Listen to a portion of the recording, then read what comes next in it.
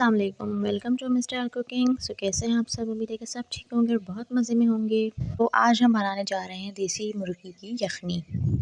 ठीक है, ये इसके इंग्रेडिएंट्स हैं। ठीक है, सबसे पहले मैंने एक पतीली ले ली थी, उसमें मैंने ऑयल ऐड किया 2 टेबलस्पून के करीब। अच्छा, पतीली आप लोगों को काफ़ी गंदी लगेगी, लेकिन ये मैंने यखनी वगैरह के लिए रखी हुई है पतीली अलग से। ठीक है, सो ऑयल डालने के बाद मैंने इसमें प्याज डाल लिया, एक अदद बड़े साइज़ की, उसको मैंने बारीक बारीक चॉप कर लिया था। लहसुन मैंने चॉप कर लिया था बारीक बारीक।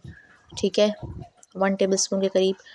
इसको हम इसमें शामिल करके अच्छे तरीके से पहले फ्राई कर लेंगे। ठीक है, ये थोड़ा ट्रांसल्यूसेंट पे हो जाएगा। उसके बाद हम इसमें अपनी देसी चिकन का ये पीस शामिल करेंगे। आप चाहें तो पीसेस को कटवा सकते हैं।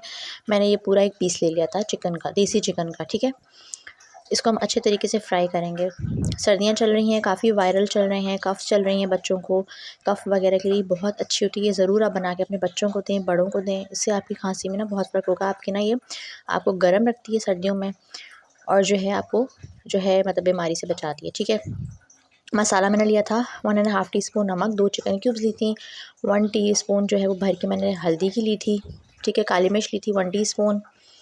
मसाले आप अपने हिसाब से कम ज़्यादा कर सकते हैं। ठीक है, उसके बाद मैंने भर के जो ना इसमें पानी डाल देना है, फुल भर के ऊपर मुँह तक। ठीक है, ये देखें।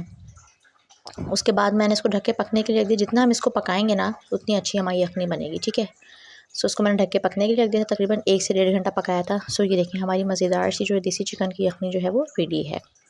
उम्मीद है कि आप लोगों को मेरी यखनी की रेसिपी बहुत अच्छी लगी होगी। सो मुझे कमेंट्स में ज़रूर बताइएगा। And thanks for watching my video. Do like, comment, share and subscribe my channel for more videos.